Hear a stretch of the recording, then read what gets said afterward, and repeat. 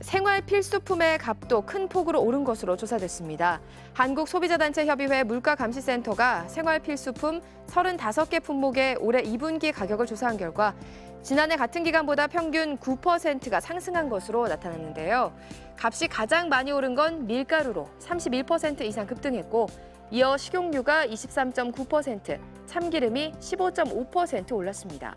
밀가루와 식용유의 가격 급등은 러시아의 우크라이나 침공에 따른 수출 제한 조치 등의 여파로 분석됩니다. 이렇게 멈출 줄 모르고 오르는 물가에 연일 이어지는 폭염까지 요즘 가장 고통받는 사람들은 취약계층들이죠. 이들을 지원하는 복지단체들의 어려움도 커지고 있습니다. 구나영 기자가 현장에 다녀왔습니다. 오늘 오전 서울 종로의 한 무료 급식소 앞. 폭염 속에 노인들이 땀을 닦으면서 길게 줄지어 서 있습니다. 급식소 안에 들어가도 덥기는 마찬가지. 에어컨이 한 대 있지만 뜨거운 열기를 식히기엔 역부족입니다.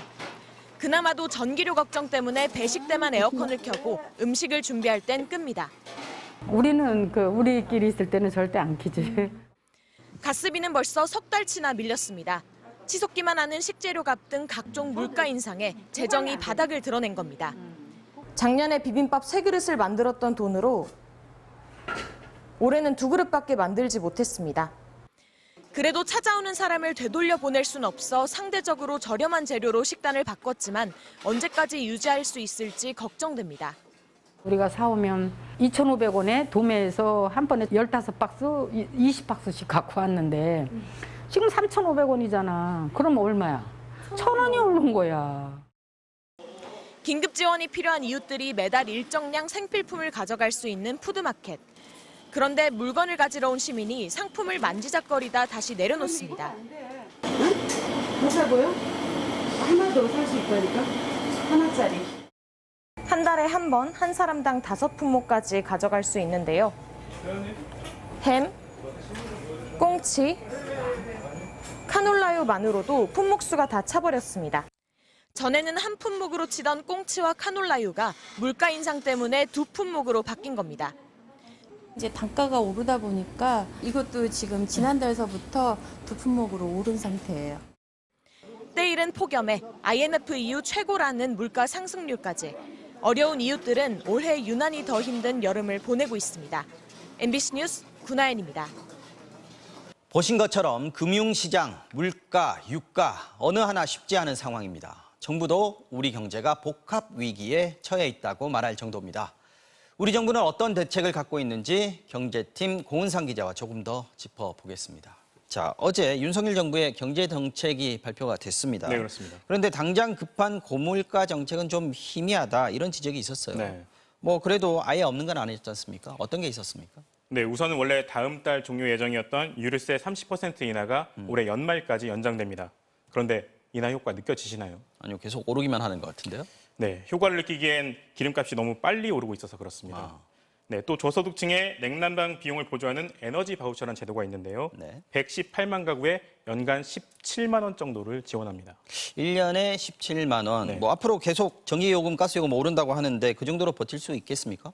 네, 그렇습니다. 게다가 내년까지도 이렇게 높은 물가가 지속될 거란 전망이 쏟아지고 있는데요. 고물가 상황이 길어질수록 크게 고통받는 건 부유층이 아닌 저소득층이 될 겁니다. 자, 서민층, 저소득층 지원을 하려면 정부가 돈이 있어야 되는데 정부가 어제 발표한 거 보면 오히려 대기업과 다주택자들이 내는 세금 줄여주겠다 이런 거 아니겠습니까? 네, 그렇습니다. 어제 내놓은 경제정책 방향을 보시면 법인세이나 종부세 인하처럼 부자 감세 대책을 주로 내놨습니다. 네. 사회 안전망을 더 촘촘히 짜야 하는 시기에 그나마 세금 낼 여력이 있는 부자들에 대한 세금 줄이면 대체 무슨 돈으로 저소득층을 지원할 계획이냐 하는 지적 나올 수밖에 없습니다.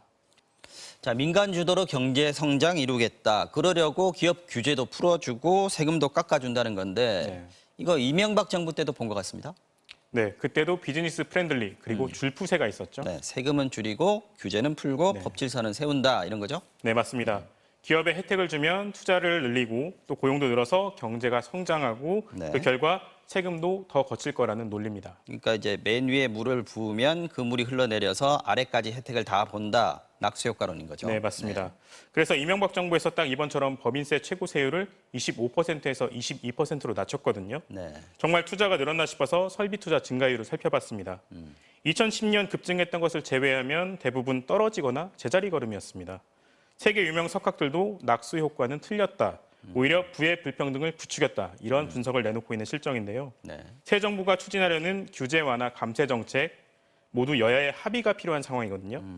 근데 민주당에서 이번 경제정책 이명박 정부 시즌2다. 이렇게 비판하고 있는 상황이어서 문턱을 넘을 수 있을지도 의문입니다. 네, 계속 지켜봐야겠습니다. 고은성 기자 잘 들었습니다.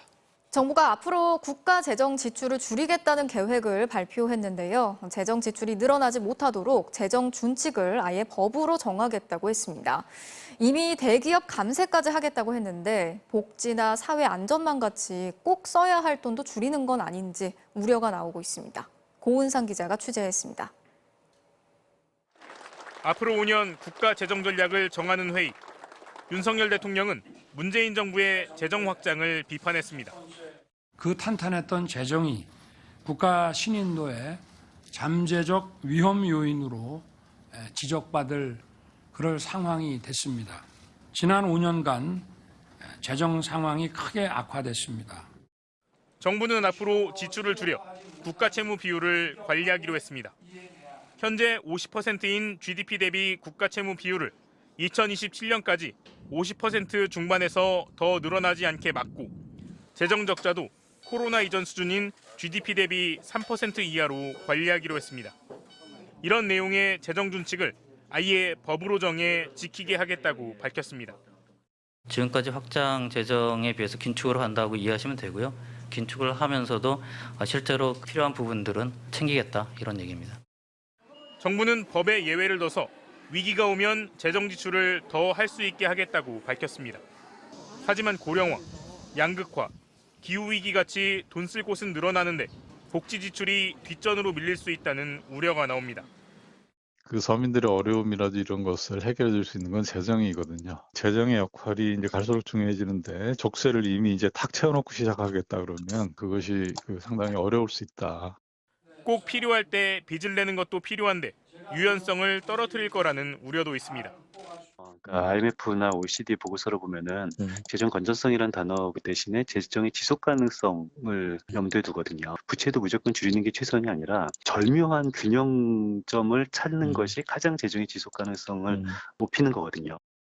한국은 코로나19 시기 미국과 유럽 등 다른 선진국들과 비교해 재정을 가장 적게 쓴 나라 중 하나입니다.